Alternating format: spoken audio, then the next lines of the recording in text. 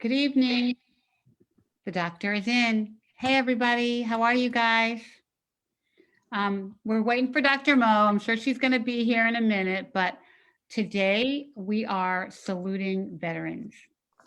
And I found some numbers about veterans and breast cancer, but I'm going to ask you about that, you guys about that later. But, you guys did service and then you got breast cancer. Oh my goodness. So we appreciate you. We applaud you. We salute you. And today it's all about you. We're so glad that you're here with us. And I've got some wonderful, wonderful breasties. So I'm just going to go around and let everybody kind of introduce themselves and tell your veteran story, and then we'll come back around and tell your breast cancer story. So thank you so much for being here, and we're so excited to talk to you and celebrate you today. So Jill, do you want to go first? Sure. I did 4 years in the Army. I went in after college. I left Bennett College a little early, like a year early, and decided to go into the military. And I went in as a truck driver, and I loved every minute of it. A truck driver? Truck driver? Yeah, I was 88 Mike, truck driver, motor transport operator. Wow. And I really did. I really, really enjoyed my time in the military. I got out only because I was pregnant with my daughter, but I served in the Gulf War, which was an amazing experience. I met and married my husband while I was over there. We married in Manama, Bahrain. And we've been married almost 30 years. It'll be 30 years in April. And yeah, it was great. I have friends who, we just had our 25th reunion a couple of years ago from one of my units, and it was just the most awesome event. So I just love the military. I miss it so much. And I only did 4 years, but my husband, he did 26 and he retired in 2008. So I did get a little more. So you were a military wife after you were in the military, and so you had yes, and we raised 2 military brats. Oh wow! And our son served in the Army as well, and our daughter, we always joke and say she jumped ship because she went to the Naval Academy. Oh wow! So she served in the Navy. Yeah, she was. She had an injury, so she got out after graduation. She did 6 years. Wow. She did 6 years, but yeah. She loved it too. She actually got into West Point and the Naval Academy, but she wanted to be an astronaut, so she chose the Naval Academy literally because they graduated more female astronauts. Wow. They're in my backyard. I live in Annapolis, so wow, pretty cool. Yeah. Watch them sail. They probably walk by each other because we used to go there all the time. Wow, you probably did, right? Right. Yeah. Cool. Yeah. All right, Tyga. Yes, hi Ricky, and hello to all my breasties. I served 25 years in the Air Force. I enlisted in 1982. And in 1982, women were not able to go into any type of combat roles or combat positions. One of the positions I wanted to go into, and which is crazy when I think about it, was security forces. But they said, we don't let women into security forces. So, 82, so the best thing I could do was go into personnel, go to be a secretary. So I did that. Wow, what is security forces? What does that mean? Police officer. Okay. So I wanted to be a police officer. Why? Probably just mental. I don't know. So, and the best thing is that I joined in my hometown. So I started off in the Air National Guard, and they're in Fort Wayne, Indiana, very close to Detroit, of course. And then I got the wild idea that I wanted to do something different. I wanted to be something different and moved to Maryland and joined the DC Air National Guard, which is at Andrews Air Force Base, and stayed there for about 16 or 17 years, and then went to the National Guard Bureau. And while at the National Guard Bureau, in between Andrews, I met my husband. Now, this is the, you think about the Air Force. The Air Force is considered corporate. So when we don't go out to the field, we don't dig dirt, we stay in 3-star hotels. I married a Marine. Long branch. So from one end to the other. And he constantly jokes about being Air Force, talking about we're corporate, and he's a Marine. So people's like, how do you marry a Marine? And my husband has a double A personality. He is all Marine, hoorah. He has the baseball cats, even now being retired. That is all of what he is about. But the good thing about it, I'm the one with the benefits because I'm the one that retired active duty. So he's the spouse, he's the sponsor. So a lot of times when we go places, because you think about this is a very sexist world. So they will ask me who's the sponsor, and they'll look at him, and I'm quietly, maybe not so quietly, I'm the sponsor.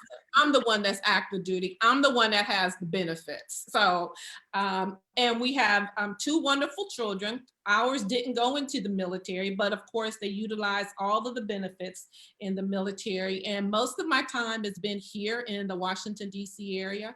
Retired in 2007. And one of the things I like to say is that I have gotten all of my education, all benefits of the Montgomery GI Bill, and I've never had a student loan. And actually, I'm finishing up this semester at GMU, all because of post 9/11 GI Bill. Wow. Yes. Wow. Awesome. What are you studying? Conflict resolution and analysis. Okay, cool. Oh, wow. Yeah, there's a I lot don't of even know what that conflict is. right now. Wow, we need a lot of that right now, man. Woo. I know. Yes. I know. You need it. I'm sure you can get a lot of jobs doing Yeah. that. Public resolution, right. All right, my Sheila Shero. Hi, everyone. I did 25 years as Tandra did. I went in 1985 and I retired in 2010. And I have one daughter. She's 31 right now. She's a social worker. And I was over in Japan for 9 years, Yokota and mainland Japan and Okinawa.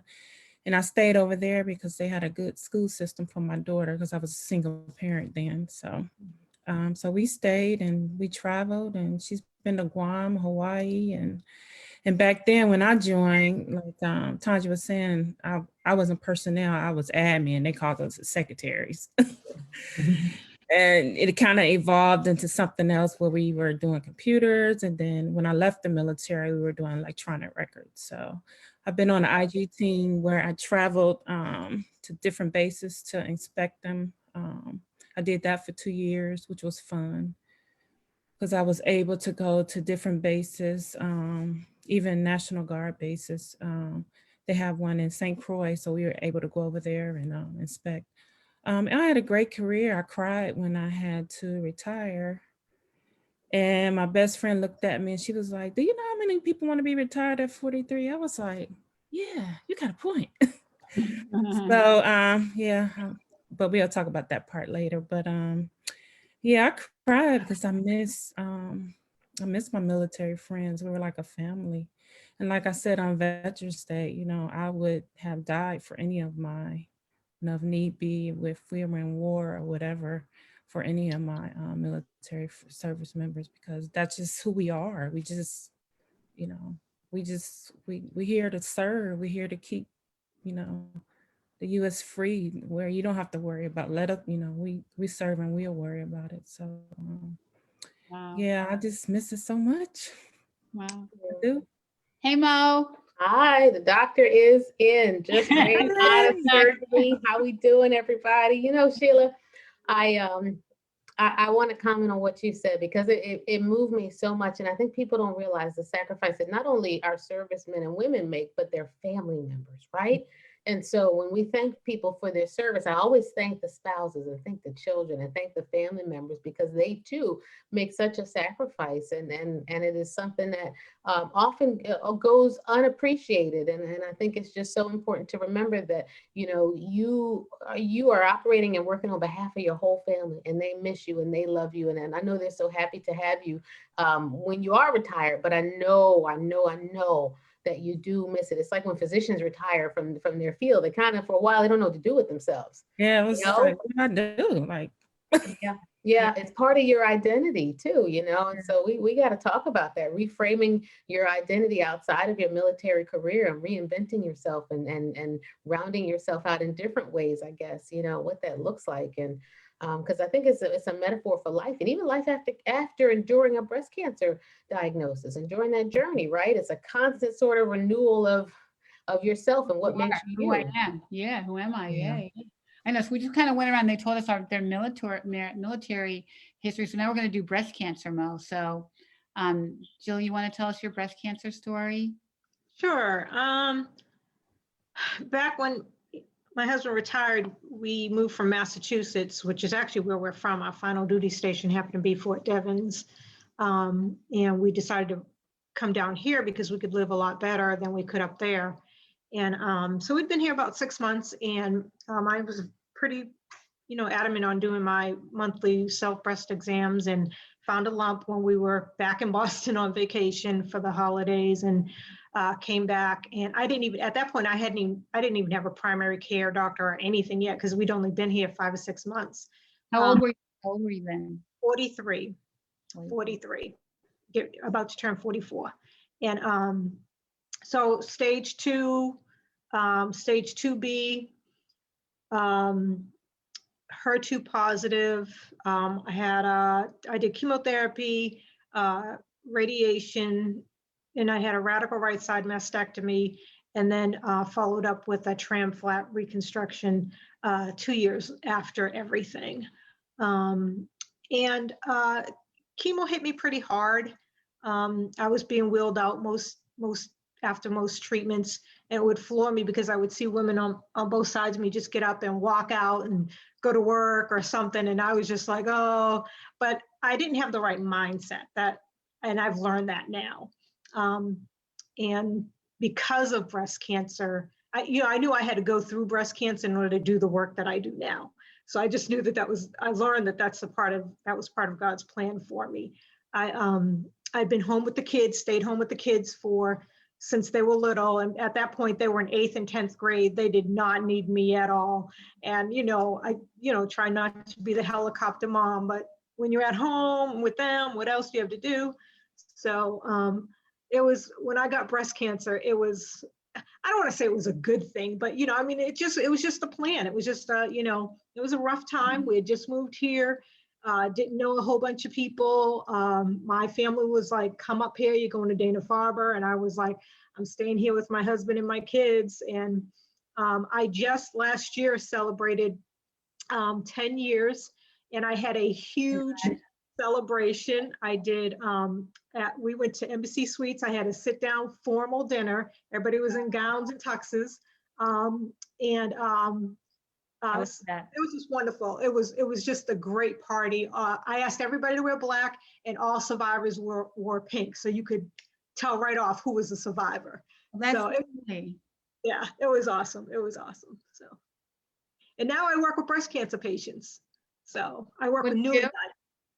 I work. I'm the program assistant for the Elite program at Cone Health, and we originally were a nonprofit, a small nonprofit, and we were housed in the Cancer Center, founded in 2006, and started out with just kind of assisting breast cancer patients with financial resources. Then it kind of developed into educational materials. We provide all local. All of our information is local. All of our money stays local because we have such a huge need.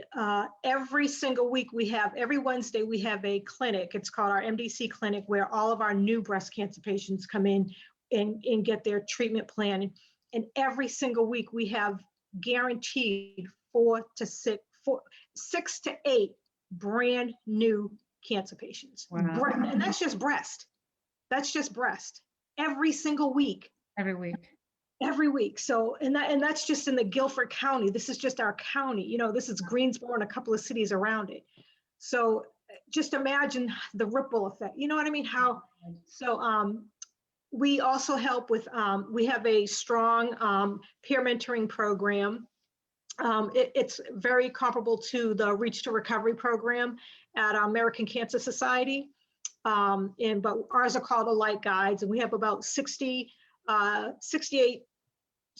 trained survivors who are matched with someone who's newly diagnosed. We try and match them first by age, race, treatment plan, not necessarily diagnosis, but the treatment plan, because they want to know what the effects are going to be.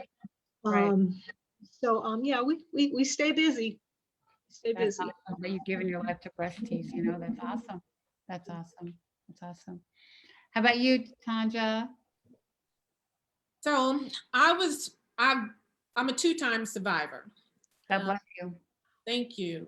And I tear up sometimes when I start talking about my story, and because I had so many pivotal and angels along the way. And I'm sure you, Dr. Mo, you probably heard some of these. And I can remember in 2005, I didn't know anyone with breast cancer. I was active duty at the time. I didn't know anyone with breast cancer. So when I was diagnosed, the first thing that came to mind was death, that I was going to die, because no one I knew, and the only one person that I remotely knew, her sister died. So I can remember getting my baseline in 2004 or early part of 2003. My baseline was totally negative, nothing. In 2005, what took me to my doctor was I was having pain in my left breast. And that pain I equivalent to breastfeeding my son, because that's how it hurt. It hurt like, when you have to manually express your milk. And I can remember sitting in front of my doctor, and I'm looking at you, Dr. Mel, and saying, hey, I'm having this pain. And it was an African-American doctor, female doctor. And this is what she said. She said, you had a mammogram 14 months ago. You know what? You come here with pain. It's not going to cost us anything. Go get another mammogram. I went and got another mammogram. They didn't think nothing else about it. And then they said, well, we need for you to come back because it looks like you had deodorant on. We see these different, these cells that they don't look normal. Did I have fear? Not at all. I had to go back a third time. I didn't think nothing else about it. They called me up and said, hey, we need for you to come in. And I came in and they said, well, did you think about that you may have had cancer? I was like, no, not at all. I said, it doesn't run in my family. I was 42 years old. I remember sitting there by myself. And one thing I would say, never go to an appointment with a doctor by yourself, because you only hear 70% of it. I needed somebody else to catch the other 30%, and I ain't get it, okay? Other way around, you missed I'm about to say, exactly right. You probably heard 30 and missed 70. Right. Most people, average person. Right. And I remember sitting there and she's like, Miss Thompson, you have DCIS. The reason we had to have you come in numerous times is because it was like a buckshot in both of your breasts. So this cancer is in both of your breasts, and there is no way that it can be localized. So I had HER2 positive, and it had in less than 14 months, it had ravaged throughout both of my breasts. And it was, when she looked at the X-ray or the mammogram, it was primarily localized on the right side. This is the second angel. I go to the doctor to do the biopsy, and the biopsy order is only for the right breast. He says, you're here. I'm looking at this film. We need to do both breasts. And what did he do? He did both breasts. The left breast was actually worse than the right breast. It had actually come out of the ductal walls. I had a bilateral mastectomy, skin sparing with immediate reconstruction. But I tell people, And I was telling Ricky this, I could hide because I didn't go through chemo and radiation. I didn't talk about breast cancer. I didn't share my story about breast cancer because we don't talk about it. Mm. But when I got it the second time in 2010, I had to go through chemo, I had to go through radiation. I could no longer hide. And I can remember my first chemo treatment was October the 1st. By the middle of October, because I'd gone through 2 sessions of chemotherapy, I went for Halloween, I went as the Avatar. Right. 'cause you My had- husband, the Marine, painted an arrow down my head, and I went as the Avatar. And ever since then, I have been speaking out about breast cancer. So you had a double mastectomy and then breast cancer came back. How many years later? 5 to the day and month. Wow. And it came back in the chest, in the breast, or? It came back on the left side. Mm-hmm. And this is something I think is important to note, because people don't realize that after a mastectomy, the risk of a second cancer, a second breast cancer, is not 0. And this is why I see my patients every 6 months. This is why we go over the exam. This is why we're so careful, even after your surgery is over, to continue to monitor for it, because people think, okay, if I get a double mastectomy, the chances of it happening again are gone. And that is not the case. You still got to know how your skin feels, how your lymph nodes feel, how your scars feel, where those drains were, those holes where the drains were. You got to know what that scar is supposed to feel like, because that's all you have now. And that is your own 2 hands and your intuition. And something you said was so key, that, you know, these people are saying, no, I see something. No, my spidey sense is tingling. No, it felt different. And we got to learn to listen to that voice. You know, I saw a lady 2 weeks ago and I operated on her, no, 3 weeks ago, I operated on her last week, and it was just a little nodule. And I said, there's something is here. And I know you have a diagnosis of this, but when we get to the operating room, I'm going to take this out too, because I can't tell what this is. I have a radiologist. They tried to biopsy, said, oh, it's nothing. I barely see anything. There's nothing there. I think it's fine. It's not nothing. Not nothing. Got to learn to listen to that voice. We have got to learn how to listen to our intuition, because it can really save our lives, you know. And so I love your story and the angels that you had, and the fact that it empowered you to be more vocal about it, because some people withdraw and they don't want to talk about it the second time because they feel like, well, here it is again. Now I'm really not going to say anything. Right. So I just applaud you, because that's just tremendous.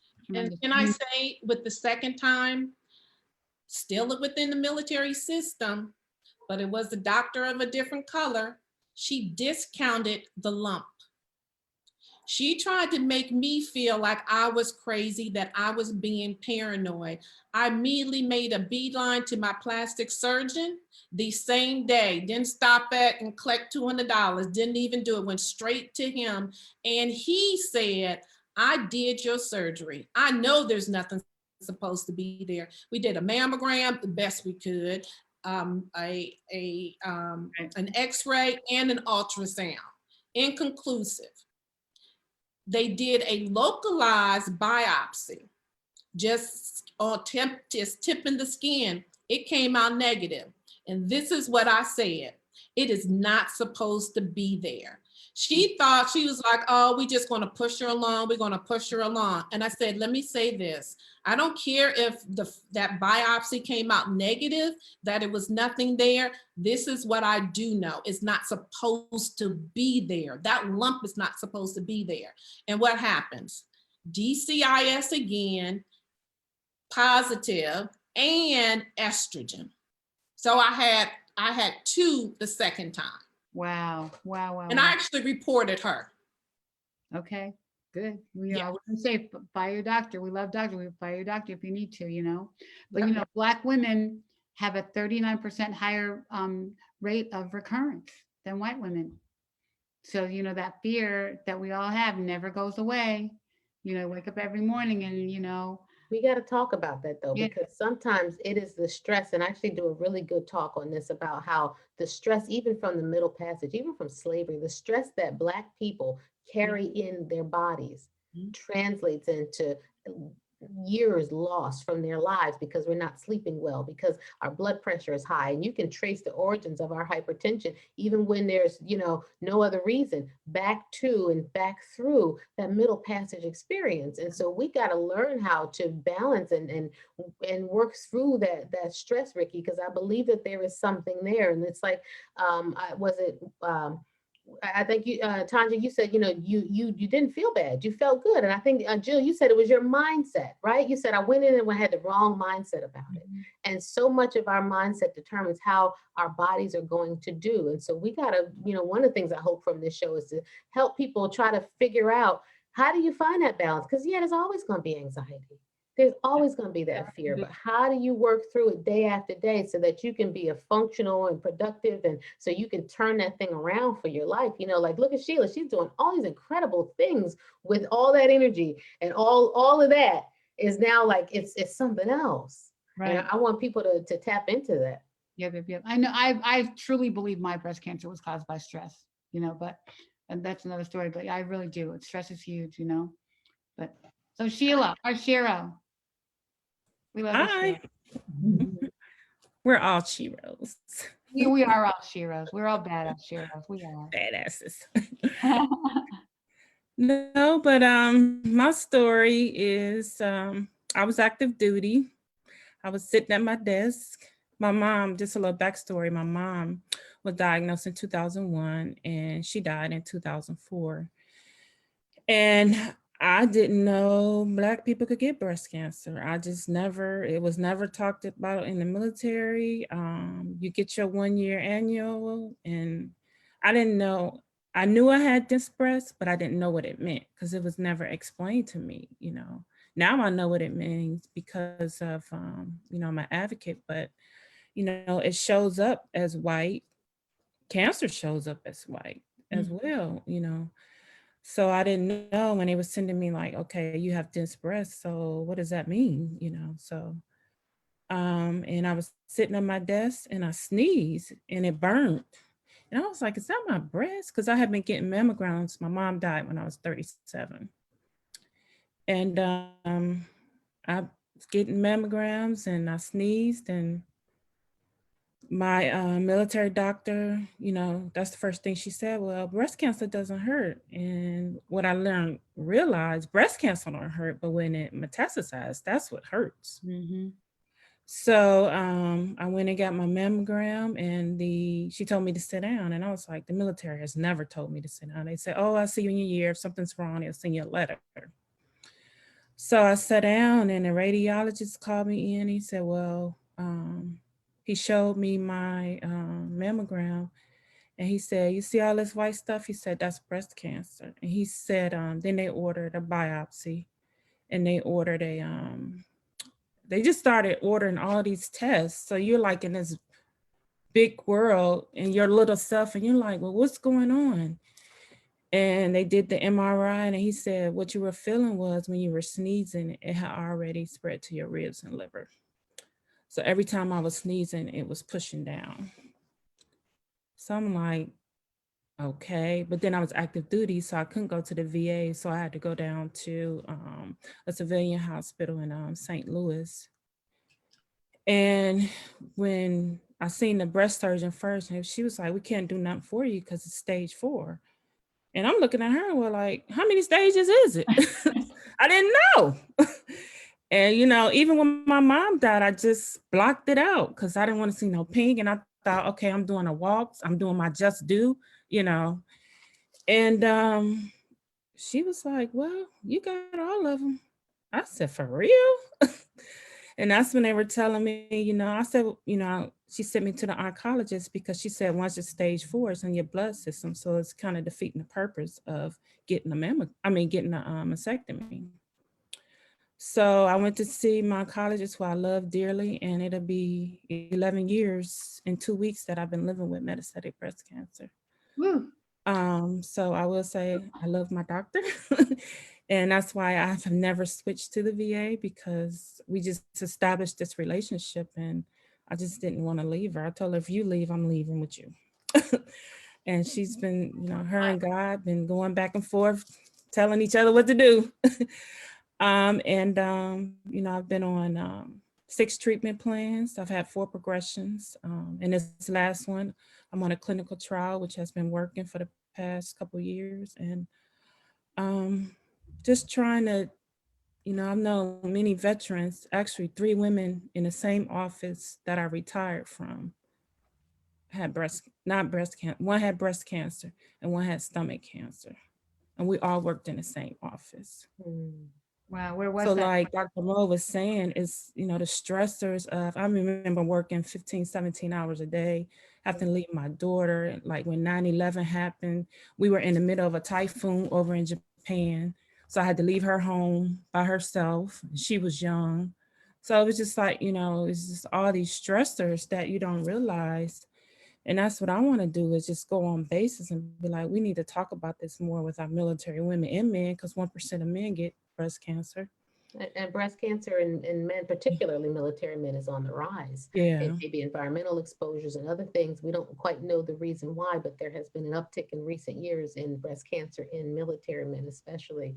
You know, and one of the things we've been pushing for in the breast societies, breast surgery especially, is that you all would be able to see specialists. So not every place takes TRICARE, even though it's great insurance. Sometimes getting to see not just a general surgeon, but a surgeon who just specializes in breast cancer, to be able to give you the best quality of latest technologies, of nipple sparings, of other things that sometimes in the general surgery world, those things can get a little bit overlooked by a surgeon who does everything. You know, they do livers, gallbladders, and whatever else.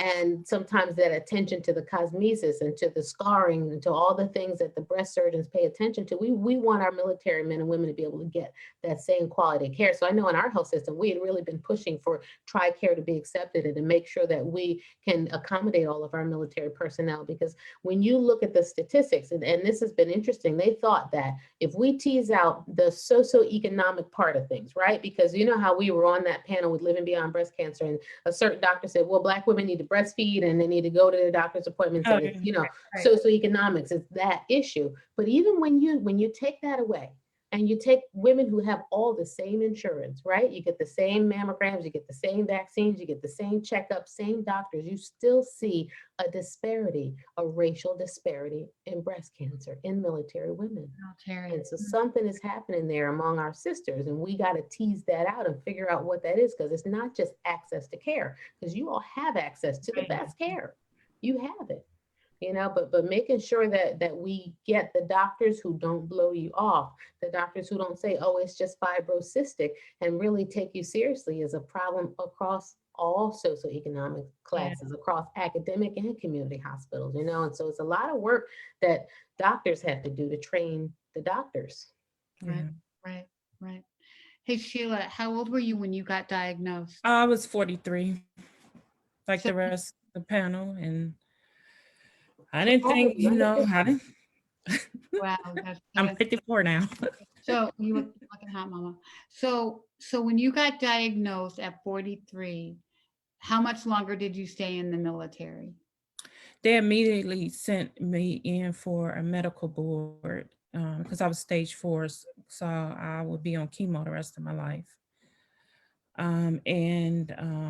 Yeah, they immediately sent me for a medical board. So like a year later, it took, I found out December 2nd, I was retired November 28th of 2010. So I found that's out why you December 2nd of cried. 2009. That's why you cried when you retired, partly, right? I mean, Yeah, I cried because I thought it wasn't on my terms. It was on breast cancer terms, but it wasn't on either one of our terms. It was on God's terms. So I just had to accept it and figure it like Jill was saying, I had to, you know, this is about to be my new normal. I've been in the military 25 years. That's all I know. I didn't know nothing else, you know. And, you know, when my mom died, little do I know, they should have asked me for genetic testing and different things. I didn't know nothing about that, you know. wow, you didn't. So it's a lot of things that I had to learn. 9 months, I didn't even know that there were cancer support groups. So for 9 months, I went through cancer alone Wow. with no support groups Wow. because I didn't know that there were support groups, like, you know. So it was a lot that I had to learn on my own. Jill, I want you to talk about that and how important it is, especially for women of different age groups and different races, to have that support. Because I know there's some young people in my program and they go to the support group and they feel like this isn't for me, you Right. know, and finding Yeah. that support. Yeah, and key thing for me when I went through treatment and was I didn't do any of that. I was offered all of it. Our facility had support groups, you know, Tai Chi. Oh, I mean, just some of everything. And I was like, no, I don't want it.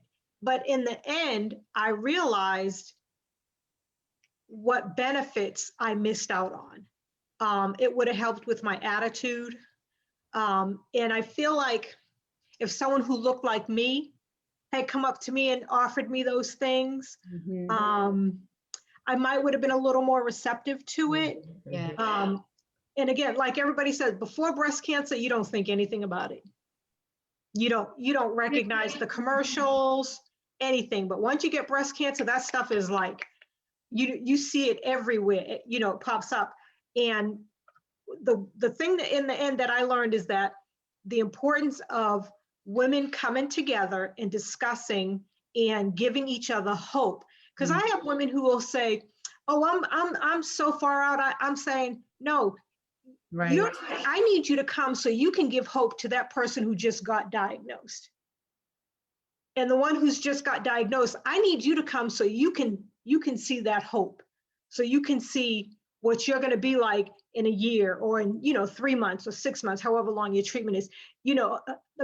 I just see hope in support group. And you can't discount what that does for women. You just can't, it's so important. And that's one of the things with our Light Guides. We require them is you have to have attended support group for at least a year, and you have to, once you become a Light Guide, you have to invite your mentee to support group. And in our cancer center, we have many support groups. And I actually, back in 2012 or 13, I went to the chaplain and the social worker at my job and talked to them about starting a breast cancer support group for African-American women. And I was told no. And I tried several times. I was told no. I'm the only one of color in my whole department for 8 years now. And because we are not to separate ourselves. And I try to explain to them,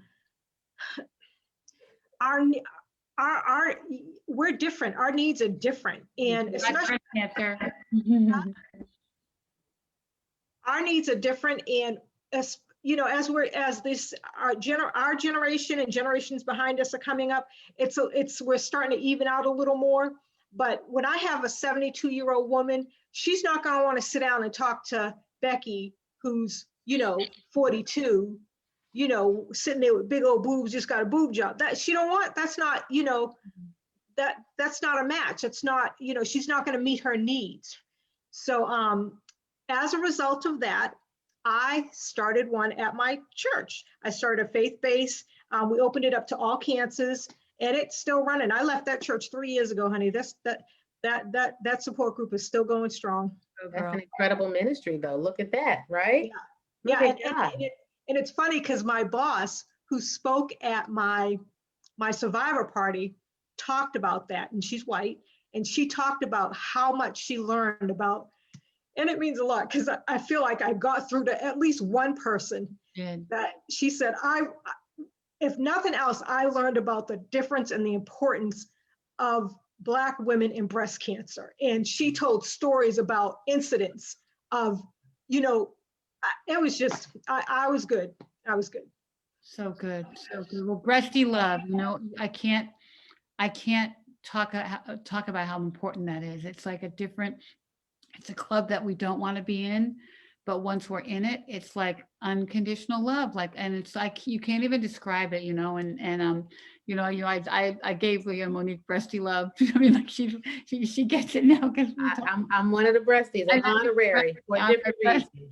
Because it's so, it's just who we are. It's like you become a part of us. You become a part of each other. And it's just amazing. I mean, you know, we can't live without each other, right? I mean, you guys are both shaking your heads, Tanja and Sheila, you want to talk about it? I mean, but that's what you did is really great because our disease is different. It is different. Black breast cancer is different.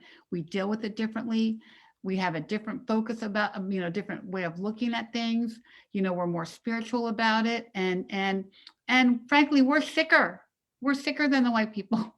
You know, so and we have different side effects and different things that bother us. And we also have different stresses on us, as you talked earlier about, Mo, you know, so it is different for us. And you know what? We keep a lot of secrets. I remember growing up watching my grandmother go through this, and she didn't go to many support groups. And then one day I found a pamphlet from a breast cancer group, and I think it was American Cancer Society.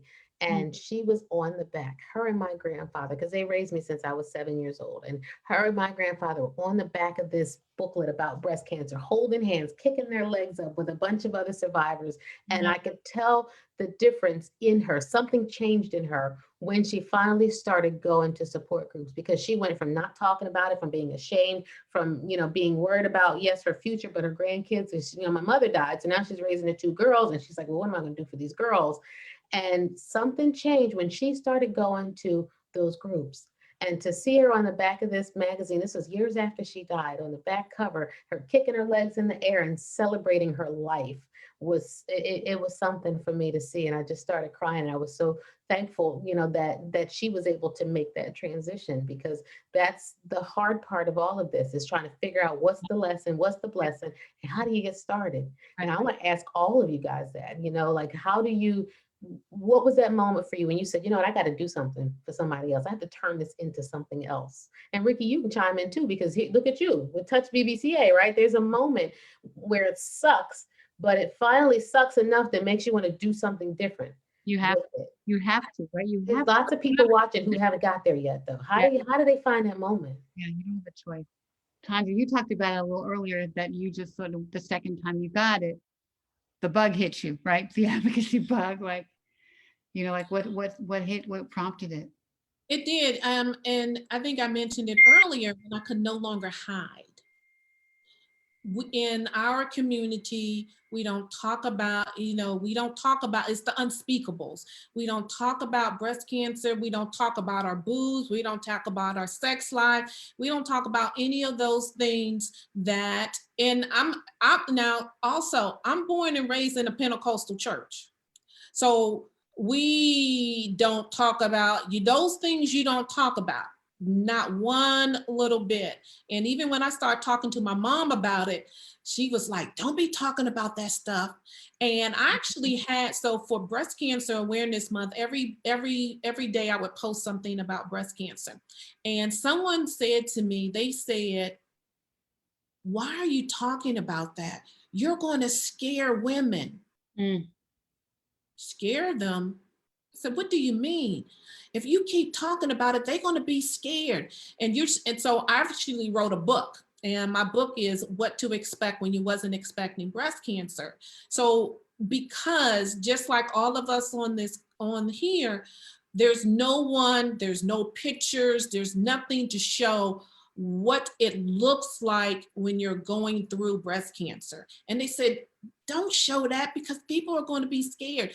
I said, I want you to be scared. I want you to be scared enough that you're going to go and get your mammogram, that you do your self-exams, that you talk about and you talk to someone about it.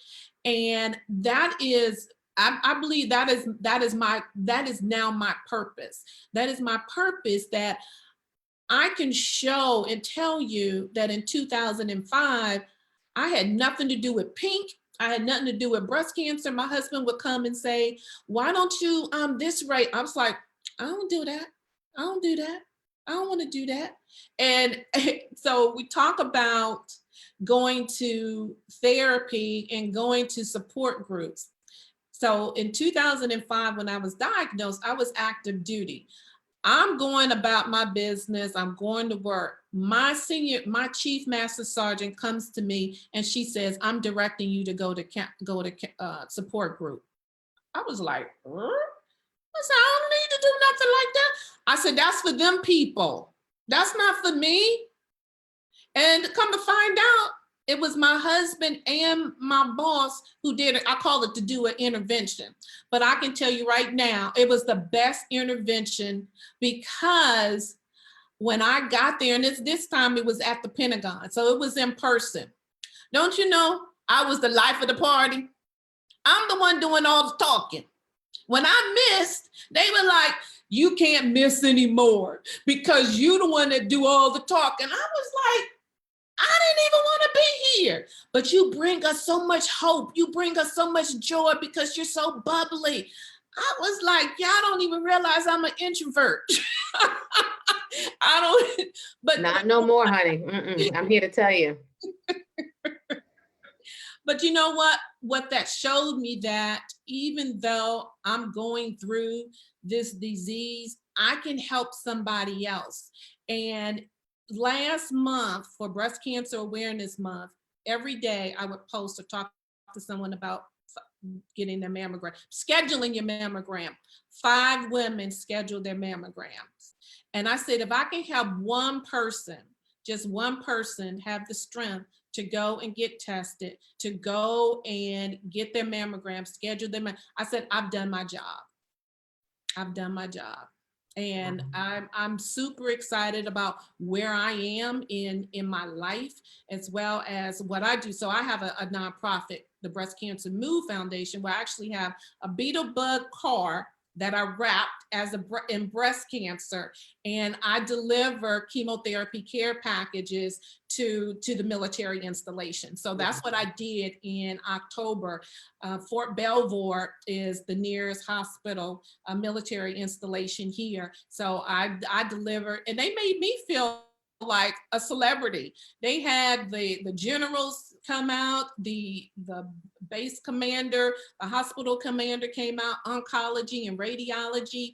And you know, that's another thing. It used to be that everything, oncology was in one space, radiology was somewhere else, breast cancer was somewhere. Now they're co-located. Now they work interchangeably, which then helps with that consolidated care, which when I was coming through, that was not the case. But I'm really, really happy to see that now that's consolidated care, that everyone is in one space. That makes a huge difference, doesn't it? And having a navigator. And this is one of the things, Jill, I'm gonna get you to talk about this in a second, because a lot of our sisters don't necessarily end up in places where they have someone who can make those appointments and hold their hand and say, okay, you know, Ms. Jenkins, you're going to this place next. I made you an appointment for 9 a.m. for your MRI. Here's where you have to be. I remember my grandmother fishing around for a business card, trying to see which surgeon she was supposed to even go to. Didn't know which surgeon to see, and nobody recommended. They said, well, here, pick a surgeon. Here's the list. You know, and so having that navigation and having those people and having that, like you said, Tanja, the coalescence of folks is really important. Ricky had a power surge. She's coming back, I think, when her power does whatever it needs to do. But Jill, I want you to weigh in on navigation and how to help people who don't have your program. How do they find somebody to help them? Well, first of all, let me say two of the fastest growing entities within the Cancer Center is our nurse navigation program and genetics. When I went through, there was like one nurse navigator. Now there's, I don't even know how many. And for myself, I'm pretty resourceful. I can do my own research and all that. But most people, you know, when you're presented with cancer, something you know nothing about, you don't know who's the best plastic surgeon, or who is a plastic surgeon. I just got a call today from someone who I've known her for at least 10 years, breast cancer survivor. And she was like, I need to go see a plastic surgeon. And I was able to give her a list of them, which was, you know, I was glad to be able to do that, you know, that we had that information, and that all she had to do was call me. And I'm not a navigator, but you know, I'm a resource. I'm a resource. And for the women who are out there really just not knowing, my thing is, talk to your doctors. Your doctor will tell you, don't be afraid to ask your doctor questions. Do not be afraid.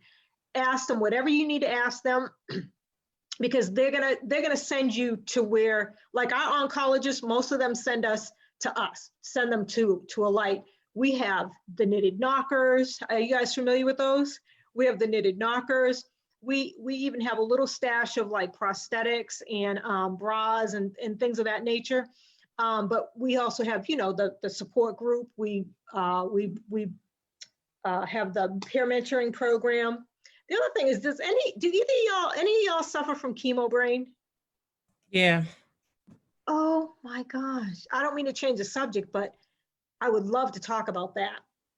But yeah, We can chat about it. It's very real, and I think it ties into what you're saying. So please keep going. Don't feel like you Yeah. got to stay on topic. You're the topic. yeah, chemo brain is such an issue for me. It is a huge issue for me, especially at work. My family, they're really great with it. Now it's a big joke, but they know that it's real. And that's my biggest thing is that, you know, I think at first people were like, you know, whatever, you know, It's no, real. it is for real. My brain will shut off in a hot second. When I read it, it mostly affects me like when I read. I'm in 2 different book clubs and well, 1.5. And I can read a book, start reading, I can read 3 chapters, put the book down and not know anything I just read. So each time I pick the book up, I have to start from scratch at that next chapter. Now, sometimes it'll start to come back when you get into the characters and, you know, okay, I remember that hammering. So yeah, but chemo brain is a huge, huge issue for me. And the other thing I wanted to mention is that I believe I got cancer from when I was in the military. I was a truck driver and we transported tanks that had depleted uranium on them. And we transported them from Kuwait to the Port of Dammam. And that is, I honestly believe that's how I got cancer. They did relate that to my thyroid disease, which is I have Hashimoto's, but I really believe that's my breast cancer came from being in the military.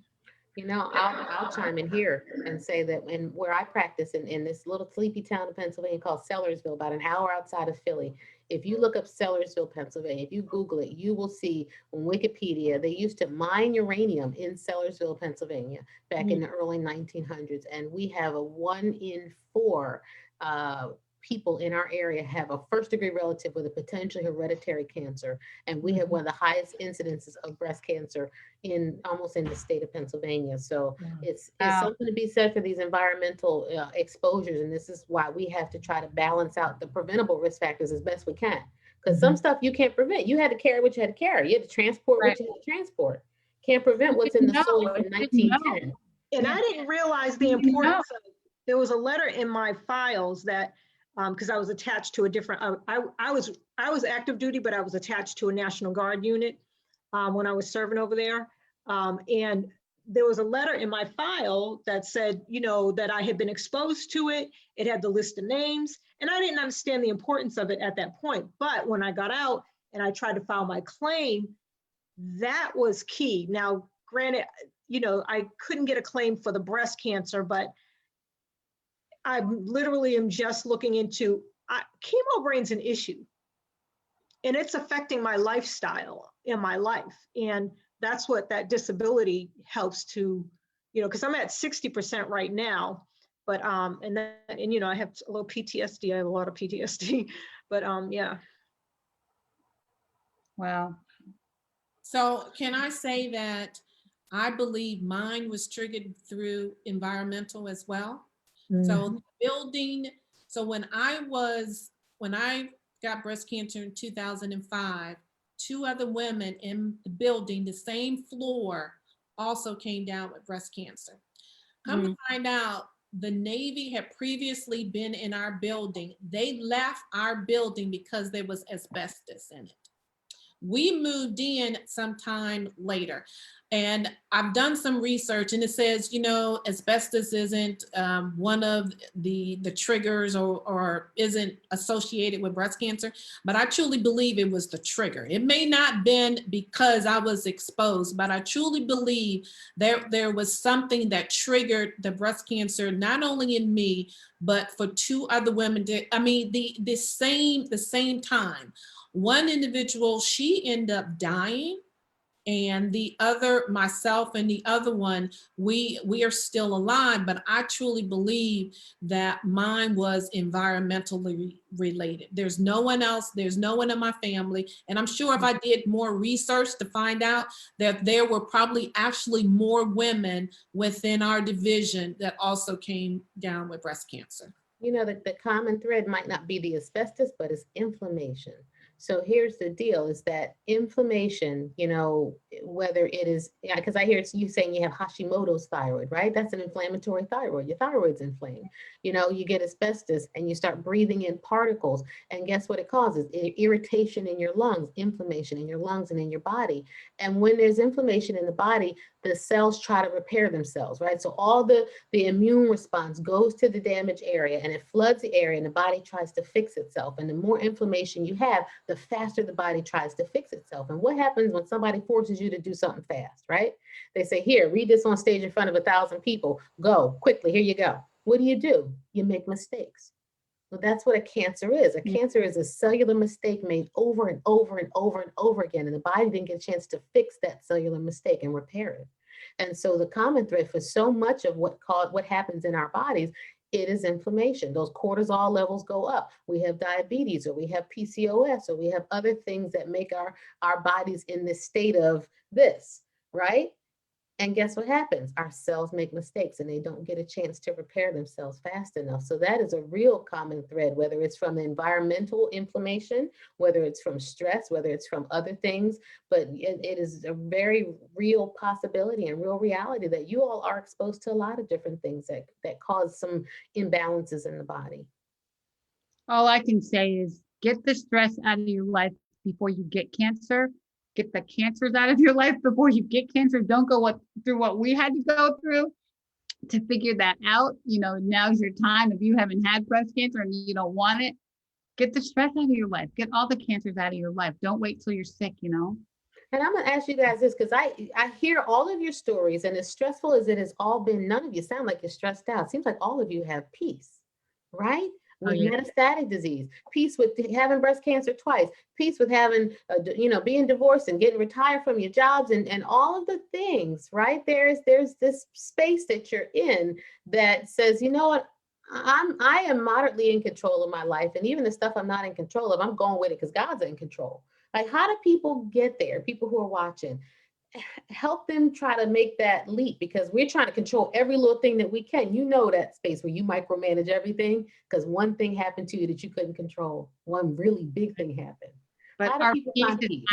Our peace is not. How do you find it? It took me a long time to accept it first. And then once I accepted, I was just like, if I worry about it, I'm still giving cancer, my positive energy. And I just said, I'm not going to do that. It tried to take my body, but it's not going to take my soul or my happiness or my joy. It's not saying that I don't cry.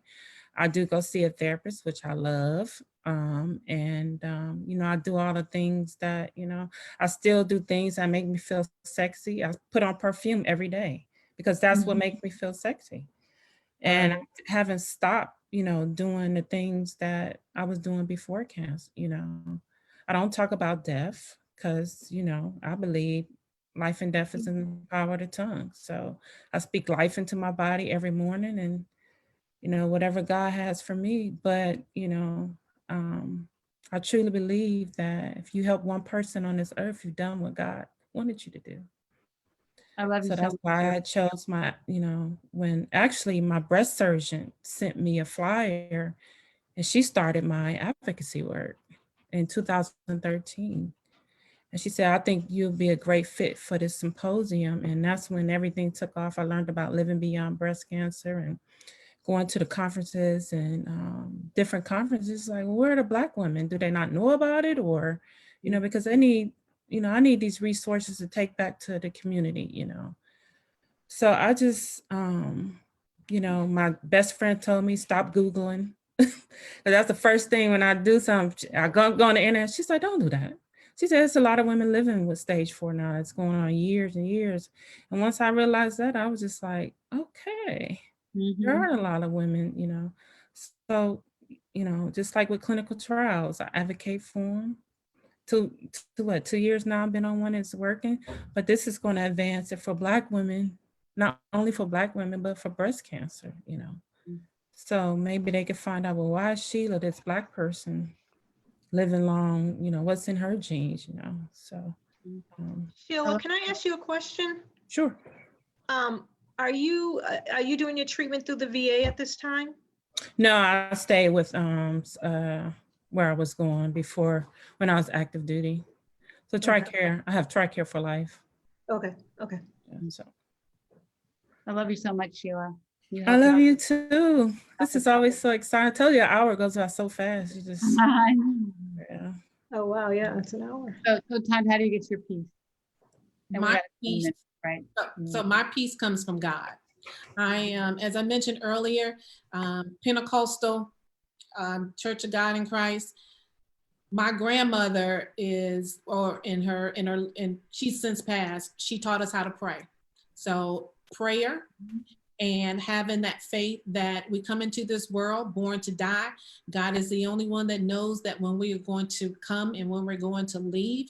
And the way that I do and help that with other women is that I have a group that I text probably 3 times a week, 60 women, and it's growing, that every day I sent them what is called a mental mindset. Because I truly believe that if we are of God's children and if we truly believe, then we have to walk that faith. So that is my faith walk, in that do I not only show it, but I also help spread that joy to other women. So every either 2 times a week, 3 times a week. And if I do it only once a week, someone sending me a text and say, where is my mental mindset? So I just sent them just little spiritual, little things to think about. You know, it's not the journey, but it's not the destiny, it's not the journey. It's how do you get up in the morning, see yourself as being positive, don't let anyone steal your joy. So all those little things, so those things also help me, because I know I'm helping someone else, and knowing that my purpose and the reason that I got breast cancer because God wanted me to have breast cancer. And because he did, I now have to show and help other women through this process. He gave me, I wouldn't say fear, but he gave me the F word, and the F word is faith. And that is the platform that I position myself on. And because it's my grandmother taught me how to pray, and that's the life that I live. Faith and fear can't live in the same house, right? The way I looked at it is I held God's hand. We jumped off a cliff. I know where the bottom was and kept on going. And I realized that, you know, he left me here to do this work. That's the only reason why I'm here. So I'm so sorry we have to go. I hate when we have to go. I love you guys. I love you guys. How can people reach you guys if they either want support or want to support you? Any social media handles or websites? Mine is Sheila Marie McGround on Facebook, and Swag Sheila on Twitter, and a Survivor's Lens on IG. And I'll have my website up hopefully by Friday. Oh, wow. You go to another one. Yes, so I'm on Facebook, Tanja S. Thompson. I have a website, and it's relative to my nonprofit. So my nonprofit is the Breast Cancer Move Foundation, but the website, now get it, www.breastcancerbugsme.com. We'll put that in the comments. We'll put in the comments, okay? Yeah. So you can reach me That's on bad. it. That's bad. I love it. I love you guys. Love it. Jill, what about you, babe? I'm on Facebook, Jill Royster, R-O-Y-S-T-E-R, Barry. And I am on Instagram at Jill and Ant, and same with Twitter at Jill and Ant. So we'll put these in the comments on the Black Doctor page. And also, if you Google a light program, it'll take you to the program that I'm with, that, you know, and a lot of the information that we have, the resource will help anybody that's going through. So, Bill, I'm going to get you to talk to my support group because we've been trying to get a program together and talk about some of the training for the light guides. Yeah. for your light Yeah. guides. Yeah. I've been training them for the last couple of years. I'd love you to talk to our group about that and the importance of that. because Absolutely. I think we could use that little bit of push. Mhm. I'm Dr. Monique Gary on all social media, Facebook, the LinkedIn, Instagram, the Twitter, the YouTube, the Touch, BBCA. I'm with Ricky. Everything. Quite often you'll see her, you'll see me, and I'm so thankful to be able to be involved in all of this. And Ricky, of course, you're at Ricky Dove at Touch BBC. But I got to say one more thing. So, we're taking over Black Friday, Indeed. November 27th. Go to breastcancerunited.com and I'll put in the comments, breastcancerunited.com. We're going to take over Black Friday. We're going to walk in unity. We have 62 organizations walking, 62. I want 1,000 people walking across the country, but we have Komen and breastcancer.org and all of them, and a bunch of little guys. And we are going to walk. There's no money involved. It's free. We're just going to take a stand to eradicate breast cancer. So we're just going to stand up. We're going to be here live on blackdoctor.org, 11 o'clock in the morning. Go to breastcancerunited.com, sign up and join us and walk with us and stand in unity and make a loud noise about eradicating breast cancer. So thank you all so much. You guys rock. You have to come back. You have to come It's back. true. We hope that this has been relatable, reliable, and real. That's what we set out to do every single Wednesday night. So thank you for joining us at the doctor. Thank you. Breastie love.